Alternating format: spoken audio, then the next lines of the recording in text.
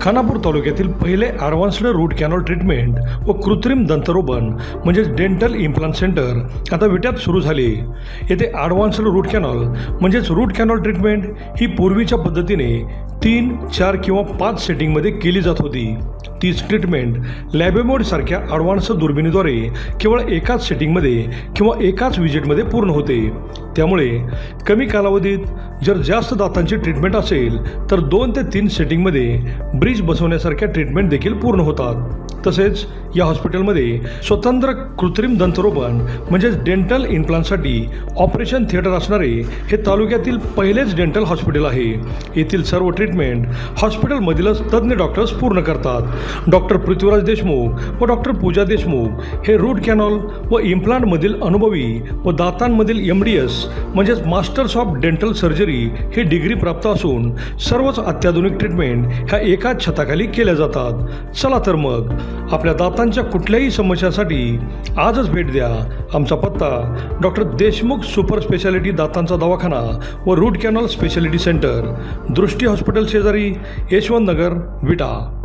समजा आम्ही तुमच्या सगळ्यांचं स्वागत करतो। आता प्रशांतनी सांगितलं त्या पद्धतीने अगदी शॉर्ट नोटीसवरती आम्ही तुम्हाला बोलवलं, तो उत्स्फूर्तपणे तुम्ही सगळेजण इथं उपस्थित राहिला। आपल्या सर्वांना कल्पनाच आहे की गेली 1.5-2 महिने झालं विटा शहरातून नॅशनल हायवे 160चं जे काम होतंय त्या कामामध्ये असणारी संदिग्धता हे आम्ही तुम्हाला सातत्यानं तुमच्या माध्यमातून सर्व नागरिक आणि सर्व प्रशासनाच्या निदर्शनाचा प्रयत्न करतो। तुम्हा सर्वांना माहीत असेल की हा नॅशनल हायवे विटे शहरामध्येच फक्त 4 पदरीचा होतोय, म्हणजे जो तो इस्टिन हॉटेलपासून ते आपल्या SR पेट्रोल पंपला सांगली रोडला इथंपर्यंत 4 पदरी होते।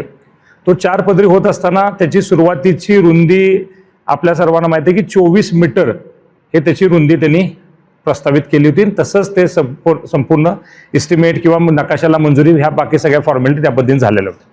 दरम्यानच्या काळामध्ये विटे शहरामधून जात असताना तो हायवे कंजक्शन झोनमध्ये ज्यावेळी जातो त्यावेळी आम्ही सगळ्यांनी विनंती नॅशनल हायवे अथॉरिटीला केली की आता पूर्वीचे रस्ता रुंदीकरणामध्ये काही लोकांची घरं बाधित झालेली आहेत। ज्यावेळी 90 साली त्यानंतरच्या काळामध्ये ज्यावेळी रस्ता रुंदीकरण झालं त्यावेळी अनेक लोकांची घरं बाधित झाले, जमिनी गेलेत आणि ह्या रुंदीकरणामुळं ते विस्थापित होण्याची शक्यता नाकारता येत नाही। म्हणून आम्ही सर्वांनीच विनंती केली आणि सर्वांचं त्याच्यामध्ये एकमत झालं की विटा नगरपालिकेपासून म्हणजे प्रशासकीय इमारती नगरपालिकेच्या तिथून ते अगदी आपल्या पारे रोडच्या कॉर्नरपर्यंत जिथं कंजेशन झोन आहे तिथंपर्यंत त्या रस्त्याची रुंदी कमी करावी, किंबहुना आहे ह्या रस्त्यावरतीच जेवढी रुंदी मिळते तिथंच तो कॉन्क्रीटचा रस्ता करावा। मग डिवायडर छोटे करायला लागले तर करावेत आणि काय त्याच्यामध्ये बदल करायचे असतील तर करावं, स्ट्रॉंग वॉटर ड्रेनेज करावं नाही करावं, आहे या ड्रेनेजमध्येच ते पाणी सोडावं, अशा अनेक गोष्टींवरती सखोल चर्चा त्यावेळी झाली। आपल्याला आठवत असेल एकदा सगळेजण मग इथले लोकप्रतिनिधी असतील ना, आम्ही सगळेजण एकत्रितपणे तहसीलदार कार्यालयामध्ये एक बैठक झाली। त्यावेळी श्रुती नाईक मॅडम ज्या कार्यकारी अभियंता राष्ट्रीय महामार्ग विभाग पुण्याच्या आहेत त्या आल्या, त्यांच्यासमोर त्या गोष्टी चर्चा झाली। अनेक व्यापारी असतील, नागरिक असतील, त्यांनी त्यांचे मुद्दे मांडायचा प्रयत्न केला आणि त्याच्यावरती चर्चा होऊन असं ठरलं की शहरामध्ये जिथं कंजेस्टेड झोन आहे तिथं अजून आम्ही जरुरीनं सांगतोय की जिथं रस्त्याची रुंदी वाढत नाही तिथं तो रस्ता छोटा करून करण्याबद्दल सगळ्यांचं एकमत त्याच्यावरती झालं। आमचं त्याच्यामध्ये अशी भूमिका होती की पाडापाडी न करता करावं। मग जिथं 16 मीटर मिळतोय, 17 मीटर मिळतोय, जिथं 20 मीटर मिळतोय त्या पद्धतीनं तो करण्यात यावा। दरम्यानच्या काळामध्ये आम्ही त्या मिटिंगचा काही लोकांनी राजकीय विपर्यास करायचा प्रयत्न केला आणि असं प्रेझेंटेशन त्या नाईक मॅडम समोर झालं की अख्खाच रस्ता जिथं 30 मीटरचा रस्ता आपल्याला विना मोबदला शासनाच्या ताब्यात नगरपालिकेचा असल्यामुळे तो जाऊ शकतो किंवा तिथं 30 मीटरचं रुंदीकरण होऊ शकतं, तिथं सुद्धा तो 20-20 मीटरचा रस्ता करायचा प्रयत्न तिथं झाला। हे ज्यावेळी आमच्या लक्षात आलं त्यावेळी आम्ही पुन्हा त्या सर्वांना विनंती केली, त्यांच्यावरती आम्ही थोडं तक्रारी वजा आम्ही सगळ्या गोष्टी त्यांना सांगायचा प्रयत्न केला। आपल्याला आठवत असेल की हायवे अथॉरिटी आम्ही प्रांत साहेबांना सगळेजण जाऊन भेटलो। प्रांत साहेबांनी हायवेचे जे इथले नाईक मॅडमचे जे सहकारी आहे तिथं जे काम करतात शेळके त्यांना इथं पाठवून दिलं, त्यांना सगळ्या गोष्टी आम्ही निदर्शनास आणल्या। आम्ही सगळे इथं जमलो, रस्ता रुंद जास्तीत होत होता पण तुम्ही ते 20 मीटरचा केल्यामुळं आहे ह्या इमारतीचा सेटबॅक जो सोडलाय तिथं दोन्ही बाजूला 10-10, 15-15, 20-20 फुटापेक्षा जास्त अंतर शिल्लक राहते आणि तुम्ही स्ट्रॉंग वॉटर ड्रेनेज केल्यामुळं त्या दोन्हीच्या मध्ये असणारी जागेवरती भविष्यात अतिक्रमण होऊ शकतात आणि काय ऍक्टिव्हिटी तिथे होऊ शकतात अशा गोष्टी आम्ही त्यांच्या निदर्शनास आणल्या. त्यावेळी त्यांनी आम्हाला सांगितलं की नगरपालिकेनं आम्हाला असं एक पत्र दिलं मुख्याधिकाऱ्यांनी आणि त्यांनीच आम्हाला असं करा म्हणून सांगितले, असं आपल्याला त्यांनी इथं सगळ्यांच्या समोर सांगितलं. त्यानंतर हे सगळं नगरपालिकेकडे गेलं. नगरपालिका प्रशासनाला आम्ही जाऊन सगळे भेटलो. मुख्याधिकाऱ्यांनी आत्ता जे आहेत विक्रम पाटील त्यांनी असं सांगितलं की त्यावेळी मी नव्हतो, तत्कालीन कोणतं प्रभारी मुख्याधिकारी होत्या, त्यांनी ते त्या 2 दिवसांमध्ये त्यांना किती 3-4 दिवसाचा चार्ज होता आणि त्यामध्ये त्यांनी पत्र दिले असं वगैरे त्यांनी आपल्याला सांगितलं. ते सांगितल्यानं पुन्हा एकदा आपण नाईक मॅडमच्याकडे तक्रार केली. पुन्हा नाईक मॅडमना आपण इथं विट्यामध्ये या म्हणून सांगितलं. त्या आल्या. त्या दिवशी काय झाले सगळं तुम्हाला श्रुत आहे की आधी ठरलं त्याप्रमाणे शासकीय कार्यालयामध्येच ती मीटिंग व्हावी असं सर्वांनाच अपेक्षित होतं. त्या पद्धतीनं आम्हा सर्वांना तसा निरोप आला किंवा नाईक मॅडमना पण तसाच निरोप होता की तुम्ही तहसीलदार कार्यालयामध्ये जिथं पूर्वी मीटिंग झाली होती तिथंच या सगळ्या गोष्टीवरती आपण चर्चा करूया. कुणाच्या काय अडचणी असतील, आमच्या काय शंका असतील त्या सगळ्या जाणून घ्या आणि योग्य आणि सकारात्मक निर्णय त्या निमित्तानं व्हावा अशी भूमिका आम्ही मांडली. मग त्यावेळी लोकप्रतिनिधींनी मग ते मीटिंग इथंच होते, मग हेच घेतात का तेच घेतायत का, अनेक बऱ्याच गोष्टी झाल्या आणि पालिकेच्या सभागृहामध्ये ती मीटिंग व्हावी असा 8 तास त्यांनी घेतला. 8 तास करण्याबद्दल आमचं दुमत काहीच नाही आहे. आज सुद्धा आमचं सर्वांचंच म्हणजे इथं उपस्थित पत्रकार परिषदला आम्ही सगळे आहेत, आमच्या सगळ्यांचं म्हणणं आहे की विटा शहराला एक सुसंस्कृत शहर म्हणून, एक शांतता नांदणारं, शांतता सुव्यवस्था नांदणारं शहर म्हणून आजपर्यंत शहराची जे नाव आहे तेच भविष्यात राहू. इथं आंदोलन करून कुठं तर वेगळं काहीतरी करून शहरामध्ये काहीतरी राजकारणाचा वापर करून काहीतरी वेगळं वातावरण करायचं आमचा कुणाचा अट्टाच नाही. आमचं म्हणणं एवढंच आहे की या शहरामध्ये हा हायवे जात असताना जो 4 पदरी होतोय तो होत असताना तो हायवे परिपूर्ण रुंदीचा झाला पाहिजे ही भूमिका. आपल्या सगळ्यांना माहीत असेल की 24 मीटरनं सुरुवातीला अगदी तुम्हाला माहिती आहे लोकप्रतिनिधींनी एका बैठकीमध्ये का मीटिंगमध्ये 30 मीटरच वल्गना केली होती. 30 मीटरनं हायवे होणार आहे, तो 30 मीटरनं असा जाणार आहे, असे रस्ते जाणार आहेत, तसे होणार आहे, मग हे अतिक्रमण निघल, मग इमारती पडतील, तुम्ही तयार राहा. अगदी खाऊ गल्लीच्या संदर्भात सुद्धा त्यांनी सांगितलं की खाऊ गल्ली आता उद्या आम्हाला गार्डीकडे वगैरे तिकडे न्यायला लागेल, शहरातली खाऊ गल्ली सुद्धा जाईल वगैरे वगैरे बोलले. 30 मीटरचं परत 24 मीटरवरती आलं. 24 मीटरचं हे शासनाची मंजुरी आहे, त्याला नॅशनल हायवे अथॉरिटीची मंजुरी आहे त्याला. 24 मीटरनं करत असताना माझ्यामध्ये 2.5 मीटरचा दुभाजक, मध्ये 9 मीटरचे कॉन्क्रीटचे रोड, त्यानंतर स्ट्रॉम वॉटर ड्रेनेज आणि त्यानंतर मग युटिलिटीसाठी काय सोडायची जागा, असं ऑलरेडी सगळं ठरलेलं आहे. मग एका बाजूला आम्ही विनंती केल्यानंतर गावामध्ये कंजेस्टेड झोनमध्ये कमी करावं ही आमची विनंती होती, पण त्यांनी त्याचं प्रेझेंटेशन कसं केलं आम्हाला माहित नाही. आता अख्खाच रस्ता तो 20.5 मीटरचं करायचं त्यांनी घाट गाठलाय आणि तसं काम ते चालू होतं, ते आपण आता बंद पाडलं. गेली 1 महिना झालं ते काम बंद आहे. आता आम्हाला त्यांची तिकडून म्हणणं येते, त्यांचं बोलवणं येतं की काय करताय काय नाही. दरम्यानच्या काळामध्ये त्या दिवशी मिटिंगच्या वेळी खासदार महोदय पण इथं आले होते. खासदारांनी आपली पण इकडची मिटिंग जी शासकीय मिटिंग अधिकृत होती ते पण त्यांनी अटेंड केली. तिथंच आमच्या सगळ्यांचं म्हणणं ऐकलं. त्याच्यावरती ते म्हणले ठीक आहे तुमचं म्हणणं ऐकलंय, आता मी नगरपालिकेत जातो, एकदा लोकप्रतिनिधी आणि काही ज्यांचा विचार वेगळे असतील का काय नाही आम्ही समजून घ्यायचा प्रयत्न करतो. त्यांनी तिथं काय ते ऐकून घेतलं. आता तुम्हाला तिथं माहित आहे की अगदी त्या शेळक्यांना माफी मागण्यापर्यंत म्हणजे एका शासकीय अधिकाऱ्याला अगदी सर्वांसमोर अपमानित करण्यापर्यंत प्रसंग घडला. त्या बिचाराची त्याच्यामध्ये काहीच चूक नव्हती. आपण त्यावेळी पण तुम्हाला माहिती आहे की नगरपालिका प्रशासनानं त्या प्रभारी मुख्याधिकारी ज्या होत्या त्यांनी दिलेल्या पत्रावरती त्या पत्रावर हुकूम ते काम करतात एवढाच विषय होता. तर त्यांनी त्यांच्यावरती टाकलं असं की नगरपालिकेनं काय तुम्हाला छोटा रोड करा म्हणून सांगितलं नाही, असं करा न करून सांगितलं आहे, तुम्ही खोटीच माहिती दिली वगैरे वगैरे त्यांच्यावरती सांगितलं. तरी पण आम्ही तो विषय बाजूला सोडला. आम्ही परत खासदारांनी आम्हा सर्वांनाच इथं प्रॅक्टिकली रस्त्याच्या कामावरती बोलवलं. त्यांना ज्यावेळी सगळ्या सुनील भाऊ असतील, विवेक असतील, प्रशांत अप्पा, किरण भाऊ सगळेच आपले दोन्ही नगरसेवक असतील आणि सगळे पदाधिकारी यांनी वस्तुस्थिती सांगितली. त्यांना सगळ्या गोष्टी दाखवल्या की आता 30 मीटरच्या रुंदीप्रमाणे ज्या लोकांना तुम्ही बिल्डिंग परमिशन्स दिलेल्या आहेत त्याप्रमाणे बिल्डिंग्स आता मागे गेलेल्या आहेत. तुम्ही 24 मीटरवर केल्यामुळे ते 6-7 मीटरपेक्षा जास्त अंतर जे शिल्लक राहतंय त्याचं काय करायचं. बरं युटिलिटीसाठी जागा लागणार आहे, अशी लागणार तर किती लागणार आहे, 1 का 2 मीटर, ह्याच्यापेक्षा जास्त काय जागा लागू शकत नाही. या सगळ्या निदर्शनास आल्यानंतर त्यांनी आम्हाला सांगितले की आपण गेस्ट हाऊसला जाऊया, तिथं आपण सगळ्यांची समन्वयाची बैठक घेऊया असं त्यांनी सांगितलं. समन्वय साधण्याचा आम्ही त्यांनी दिलेल्या त्यांनी दिलेल्या हक्केला आम्ही प्रतिसाद दिला. आम्ही काय प्रमुख जण जाऊन बसलो, तिथं पण तेच चर्चा झाली. शेवटी त्याच्यावरती असं ऑफ द रेकॉर्ड अशी चर्चा झाली की आम्ही त्यांना अशी विनंती केली की तुम्ही 20 मीटरनं रस्ता करण्याच्या ऐवजी 24 मीटरनं रस्ता करा. करत असताना तुम्हाला जर अडचण असेल तर स्ट्रॉम वॉटर ड्रेनेज करूच नका ना.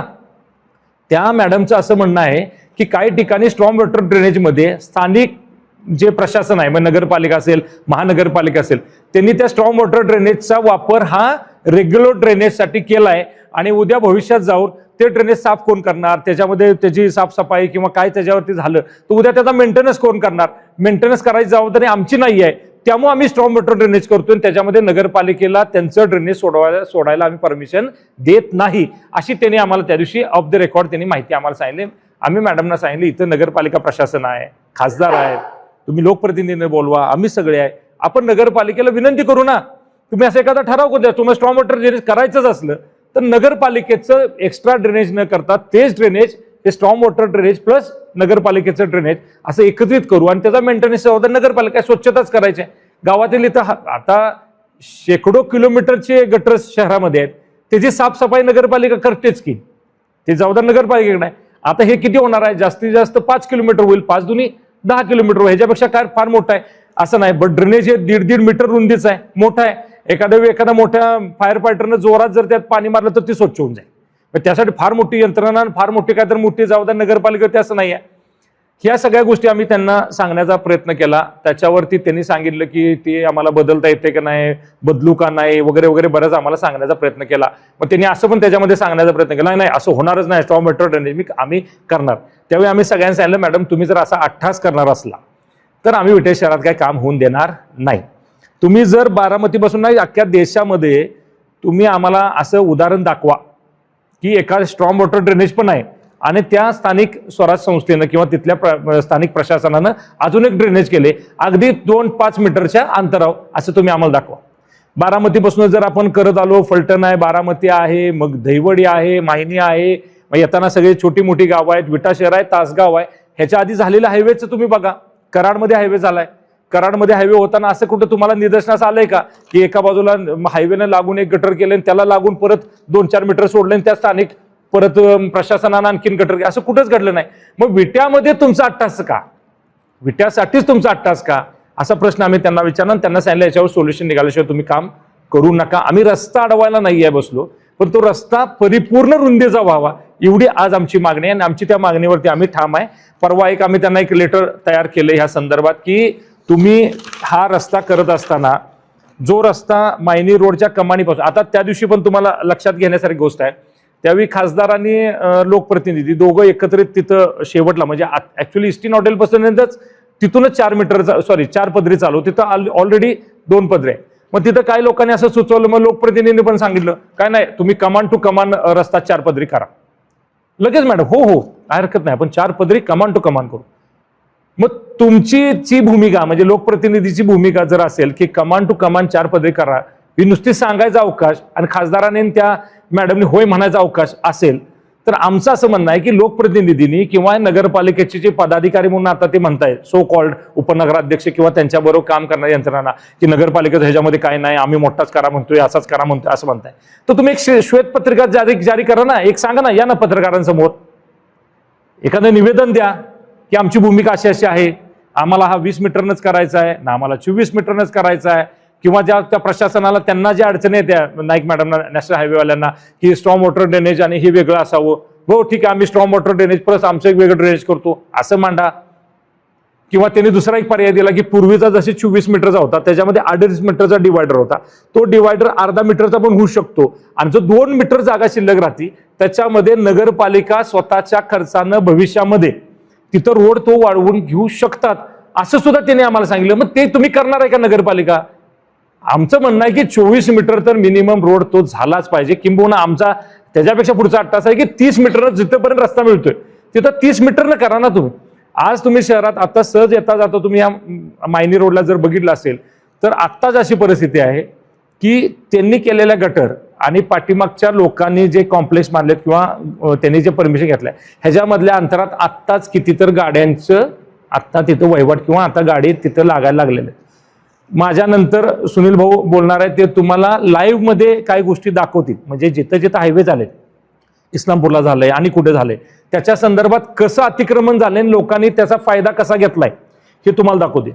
तिथं लांब जाण्याची पण गरज नाही. तुम्ही नेवरी रोडला जर गेला तर नेवरी रोडला जो आपला महाबळेश्वर हायवे झालाय, हायवेचं आपण वाइंडिंग केलं, मोठाच्या मोठा करून घेतला, त्यावेळी काही 1 रुपयाही लोकांना न देता, खरं विटेकर नागरिकांचं धन्यवाद मानावं तेवढं थोडं आहे की ज्यावेळी वाइंडिंग होत होतं तिथं त्यांना पैसे मिळत असते, म्हणजे ते म्हणले असते तर पैसे दिले असते, पण 1ही रुपया न घेता त्या लोकांनी अगदी स्वतःच्या यांनी रस्ता वाइंडिंग करून दिला.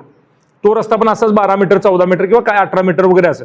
आज तो रस्ता तिथं किती मोठा आहे, मग त्याच्यावरती काय हे झालं का, लँड ॲक्वायशन काम झालं का, कुणी त्याच्यामध्ये आडवाडवी केली का, काहीच केलं नाही. लोकांनी हो ठीक आहे मागं सरका काय हरकत नाही, होते ना रस्ता मोठा होऊ दे, ही भूमिका. पण आता लक्षात आलं असेल तुमच्या की जुनी त्यांची घरं आणि गटर ह्याच्यामध्ये मात्र आता प्रत्येकानं शेड किंवा काहीतरी ऍक्टिव्हिटी केली, अगदी त्या गटरवरती येण्यापर्यंत केलेले. आम्हाला तीच भीती आहे की उद्या हा 30 मीटरचे जिथं रस्ता मिळत असताना तुम्ही तो 24 मीटरचा केला किंवा रस्ता 24 मीटरचा तुम्ही करा, तिथून युटिलिटी ठेवा आणि स्ट्रॉंग वॉटर ड्रेनेज जी तुम्ही करणार आहे ती स्ट्रॉंग वॉटर ड्रेनेज हे नगरपालिकेचं रेग्युलर ड्रेनेज म्हणून तुम्ही करा. एवढी साधी सुधी मागणी आमची आहे की ज्याच्यामुळं उद्या भविष्यात अतिक्रमण होणार नाहीत, जे तो लोक मागं सरकून त्यांचं हे करतील. आपल्याला पूर्वी पण आम्ही सांगितले की 4 पदरी रस्ता होत असताना गटरमुळे उद्या काय होणार आहे, तो 20 मीटरचा, आता 4 पदरी होत असताना 20 मीटरचा होतोय, आम्ही तो 24 मीटरचा करायला पाहिजे. 20 मीटरचा होताना काय होतोय, 20 मीटर त्याला स्ट्रॉंग वॉटर ड्रेनेज, परत ड्रेनेज आणि रस्त्याच्या मध्ये अंतर आहे खालती वरती जवळजवळ अर्धा फुटापेक्षा जास्त 6 इंच 8 इंचाचं अंतर ते ठेवतायत. त्यामुळे काय होतं, वरती गाडी जात नाही पार्किंगला, मग तिथं गाडी लागणार. उद्या एखादी गाडी पंक्चर झाली, एखादी गाडी बंद पडली, उद्या त्याचा ऍक्सिडेंट झाला, काय झाला, दुसरी गाडी पासच होणार नाही अशी परिस्थिती निर्माण होते. मग आम्हाला असं म्हणायचं आहे की नेमका हे कमी करायचा अट्टहास कुणाचा आहे, त्यात त्यांचा इंटरेस्ट काय आहे का, कुणाला वाचवायचा त्यात प्रयत्न आहे का कुणा लोकांसाठी काय बाबा नाही का म्हणतो ना आपल्याला जरा थोडंसं नाही का लोकांच्या मनामध्ये हिरो व्हायसाठी म्हणून कोण हे काय काम करतंय का, हा विषय मला गांभीर्यानं आपल्यासमोर मांडायचा आहे. त्यामुळे मी पत्रकारांच्या माध्यमातून सर्वांनाच विनंती करतो, हा रस्ता जो आहे तो जिथंपर्यंत त्यातल्या त्यात विशेष करून नीलम वाईन्सपर्यंत आपल्याला तो 24 मीटरपेक्षा जास्त मिळतोय, तर तो जेवढा मिळतो तेवढा जास्तीत जास्त झाला पाहिजे. त्यानंतरचा पुढचा रस्ता जो आहे तो जसा तुम्ही नाही का आपण नुसतं विनंती केली की त्यांनी 17 मीटर 16 मीटरला तयारी दर्शवली, तसं मग उलट आम्ही म्हणतो तसं तुम्ही मोठ्याला पण तयारी दर्शवा. आम्ही मोठा करा म्हटलं की मॅडम आम्हाला सांगतात की नाही ते अशी परमिशन घ्यायला लागते तशी परमिशन घ्यायला लागते, आणि इथं करताना मात्र मग 16 चालतंय 15 चालतंय 17 चालतंय ऍडजस्ट होतंय. आता छत्रपती शिवाजी महाराजांच्या स्मारकाजवळ पुतळ्याजवळ तुम्ही 8 तास म्हणजे तसा येताना 24 मीटरनं झालाय ना पूर्ण, मग तिथं करणार आहे का तुम्ही, तिथं करायला तुम्ही नाही तयार, किंवा आम्ही विनंती केलं तुम्ही हो चालतंय नको कोणा पाडापाडी करायला नको. मग इथं पाडापाडी न करता एवढं तुम्हाला अंतर मिळत असताना रुंदी मिळत असताना तुम्ही का करत नाही, ह्याविषयी खुलासा लवकर झाला पाहिजे. आणि आम्हाला असं अपेक्षित आहे ह्याच्यावरती पालिका प्रशासनाची काय भूमिका आहे, लोकप्रतिनिधी म्हणून आमदारांची काय भूमिका आहे, ही भूमिका लवकर त्यांनी सांगितलं पाहिजे. आज सुद्धा तुम्ही बघा 1 महिना झाला आता रस्त्याचं काम थांबलेलं आहे, ते सगळ्यांना गावामध्ये असं सांगतात की आम्ही लोकांनी ते रस्ता बंद पाडलाय म्हणून. आम्ही बंद नाही पाडला, आम्ही भविष्याचा विचार करून ह्या शहरामध्ये होणारे ट्रॅफिकचे प्रॉब्लेम सोडवायच्या निमित्तानं जे चांगलं आहे ते करायचा आमचा अट्टहास आहे. त्यामुळं ते काम थांबवलेलं आहे की रस्ता मोठा होण्याचं हे इतका गैरसमज ते करतायत. तर ह्या सगळ्यावरती आमचं असं म्हणणं आहे की आम्ही आमची भूमिका जशी सर्वांच्या समोर येऊन मांडतोय तशी तुम्ही तुमची भूमिका मांडावी, असं या निमित्तानं मला सांगायचं. पत्रकार बंधू, आपण ज्या पत्रकार परिषदेला उपस्थित राहिला त्याबद्दल सगळ्यांचे आभार. आणि काही पत्रकारांनी देखील हा विषय उचलून धरलेला होता, म्हणजे त्यांचा सुद्धा हा विचार आहे की हा रस्ता रुंद झाला पाहिजे. त्याचप्रमाणे विट्यातील जनतेचा सुद्धा हा विषय आहे, नागरिकांना सुद्धा हा विषय पटलेला नाही की असलेला रस्ता हा कमी करणे आणि त्याचा अरुंदीकरण करून शहराची अडचण करणे हे विट्यातील नागरिकांना पण पटलेलं नाही. वैभवदादांनी सांगितल्याप्रमाणे जसं त्या दिवशी शेळकेंनी सांगितलं की रस्ता हा नगरपालिकेच्या पत्रानं कमी झालेला आहे, पण ॲक्च्युली ज्यावेळी नगरपालिकेत चौकशी केली तेव्हा नगरपालिकेचे वेगळे उत्तर आलं. परंतु ज्यावेळी नाईक मॅडम इथं आल्या आणि नाईक मॅडमांची जी मीटिंग झाली आणि नाईक मॅडमच्या मीटिंग झाल्यानंतर आम्ही जे तहसीलदार कार्यालयात होतो तिथं सुद्धा आम्ही होतो. बरं, हे नगरपालिकेत एक वेगळी मीटिंग घेतल्या असं नंतर कळालं मला. ज्यावेळी त्या मीटिंगच्या वेळी आमदारांचा फोन आला की इकडे या म्हणून, त्यावेळी तो विषय कळाला की नगरपालिकेत मीटिंग आहे. परंतु आम्हाला हे माहीत नव्हतं की, कारण आम्ही ह्या विषयात भांडतोय हायवेच्या विषयात, पण त्या मीटिंगला नागरिक म्हणून आम्हाला काय बोललेलं नव्हतं. आणि ज्यावेळी तहसीलदार कार्यालयातली मीटिंग होऊन आम्ही ज्यावेळी तिथं गेलो तर तिथं मला असे बरेच लोक दिसले ते आता त्यात ग्रस्त म्हणायचं का लाभार्थी म्हणायचं, जे रस्ता अतिक्रमणाचे लाभार्थी आहेत त्या लोकच त्यात दिसले मला, ज्यांना रस्ता मोठा नाही व्हायचा त्यांचे काहीतरी इंटरेस्ट आहेत अशीच लोक दिसली, पण नागरिक दिसले नाहीत. म्हणजे 5-25 लोकांची जर अडचण होत असेल ते महत्त्वाचं आहे का 65,000 लोकांचं किंवा तालुक्याचा ह्याचा विषय महत्त्वाचा आहे? हा लोकप्रतिनिधी म्हणून आमदारांना आणि माजी नगराध्यक्षांना ह्या गोष्टी कळल्या पाहिजेत. पण तिथं काय ते त्याबद्दल आम्हाला कुठलीही भूमिका स्पष्ट त्यांची दिसली नाही. म्हणजे तो जी मिटिंग झाली नगरपालिकेत, त्या नगरपालिकेच्या मिटिंगमध्ये फक्त काय ते धमक्या देणं दम देणं ह्याच्या पुढं काय झालं नाही. त्या मिटिंगमध्ये नगरपालिकेची काय भूमिका आहे, रस्ता मोठा व्हावा लहान व्हावा ही कुठलीही भूमिका त्यात आम्हाला दिसली नाही. तांत्रिक ज्ञान दिलं गत जात होतं. ते बॉटल नेकन बिकन असलं इंग्लिश शब्द वापरून ही सांगितलं जातं की रस्ता, म्हणजे आमदार सांगत होते की मॅडम तुम्ही सांगा रस्त्याचा जर काउंट एवढा असेल, म्हणजे रस्त्याची रुंदी जी 4 लेन करायची का 2 लेन करायची हे कशावरून ठरतं तर ट्रॅफिकच्या काउंटने. जर ट्रॅफिकचा काउंट आहे तुमचा एवढा आणि त्याप्रमाणे जर तुमची साधारण 20 पॉईंट म्हणजे तुमचा 20.50 मीटरची तुमची रुंदी झालेली आहे, म्हणजे इकडं 3.5 मीटर म्हणजे 7-7 मीटर दोन्ही बाजूला आणि मधला डिवायडर 2.5 मीटरचा असा आणि 1.5 मीटरचे 2चे शोल्डर म्हणतात, म्हणजे जे आपला साईड पट्टी म्हणतो आपण, अशी मिळून 20.50ची शासनाची मंजुरी आहे. जर तुमची शासनाची मंजुरी होती तर तुमच्या सीओने जे पत्र दिलं रस्ता कमी करायचं, त्याच्यामुळे तुम्ही काय केला तर मधला डिवायडर कमी केला, 1/2 मीटरचा केला. 1/2 मीटरचा वाढल्यामुळे रस्ता नाही वाढला कडेनं, रस्ता पण त्याप्रमाणे बारीक झाला. म्हणजे जे शेळके म्हणत होते की रस्ता नगरपालिकेच्या पत्रानं कमी झाला, हे शेळके खरंच बोलत होते. फक्त तो काय आहे अधिकारी आहे, त्याला तिथं जर तो सगळ्यासमोर मांडला असता की तुमचं पत्र आहे म्हणून आमचं डिवायडर कमी करून आम्ही रस्ता बारीक केला आहे. म्हणजे काय झालं, गटारे आत घेतल्या, डिवायडर बारका झाला म्हणजे नुसता रस्ता मोठा नाही झाला असं विषय. कारण त्यांचा नियम आहे 3.5 फुटाचे 2 म्हणजे 7 मीटर अधिक 1.5 मीटरचा, ह्याच्यापेक्षा त्यांना रस्ता मोठा करत नाही असं विषय. म्हणजे तो विषय हा तिथं हाच झाला की म्हणजे त्या मॅडमना दम देण्याचा असेल, काय प्रकार असेल, काय असेल तो असेल, हे जे काय झालं त्यातून लोकांचं नाही. म्हणजे लोकांनी ह्यांना एवढं बहुमत देऊन जी इथं हे केले हे लोकांच्या समस्या सोडवायसाठी. सत्ता डोक्यात गेल्या तर आत्ताच जर करायला लागलो तर ते अवघड होईल. कारण लोकांचे प्रश्न तुम्ही मांडले पाहिजेत. 65-70 हजार लोक जे आहेत विटेची त्यांचा विचार केला पाहिजे. तुम्ही 4-2 लोकांना वाचवण्यासाठी जर काय करत असाल, कुणी जर रस्त्याच्या बाजूला योग्य मार्जिन ठेवून अंतर ठेवून काय कामं केली नसतील आणि त्यांची बांधकामं जर उद्या अडचणीत येतात म्हणून जर का कोण काय प्रयत्न करत असेल तर हे चुकीचं आहे. हे नागरिकांच्या हिताच्या विरुद्ध आहे. ह्यासाठी लोकांनी तुम्हाला निवडून दिलेलं नाही. तुम्ही जनहिताचा विचार केला पाहिजे. त्यानंतर आमची जी काय खासदारांच्या बरोबर नंतर मिटिंग झाली, मॅडमच्या बरोबर विषय झाली, त्या दिवशी आमचा निर्णय का झाला नाही याचं कारण सांगतो तुम्हाला. कारण त्या आम्हाला सगळे तांत्रिक गोष्टी सांगायला लागल्या की तांत्रिक काय आहे की एवढाच असतो 3.5 7 मीटरच्या आणि 1.5 मीटरच्या वर आम्हाला करताच येत नाही, असेल तर अजून 3.5 मीटर वाढवलं पाहिजे, असं वेगवेगळं केलं पाहिजे.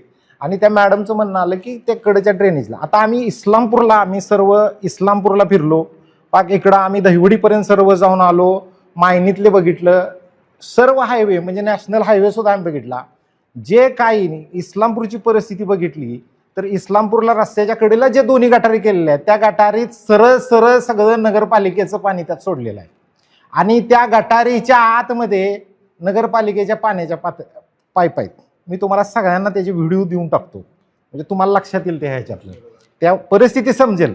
म्हणजे आम्ही बिना अभ्यासाचं नाही. आणि जर इस्लामपूरमध्ये गटारीचं पाणी जर त्या ह्याच्यात सोडलं जाते तर विट्यासाठी तुम्हाला बरं ते हायवे म्हणू दे हो, तुम्हीच कसं काय हायवेची वकिली करताय मला काय कळणार. तुम्ही जनतेचा विषय रस्ता मोठ्यात मोठा व्हायला पाहिजे ही भूमिका मांडली पाहिजे. तुम्ही न करता फक्त तिथं त्या दिवशी काय साध्य केलं काय नाही, आम्ही तिथं सुद्धा भूमिका मांडली नगरपालिकेत. आमचा स्पष्ट लोकांच्यासाठी भांडण्याचा विचार ह्याच्यासाठी आम्ही कुठलाही मानपण करतात तिथं सुद्धा येऊन भूमिका सांगितली की रस्ता मोठा झाला पाहिजे. शहरातनं सुद्धा रस्ता जात असताना जो शासनाच्या मालकीचा आहे, डीपी प्लॅनमध्ये जो रस्ता आहे त्याप्रमाणे करायला अडचण काय आहे तुम्हाला? लोकांना माहित आहे, आज 20-25 वर्ष झालं तेवढा मोठा रुंदीचा रस्ता आहे, लोकांना माहित आहे त्याच्यावर अतिक्रमण करायचं नाही.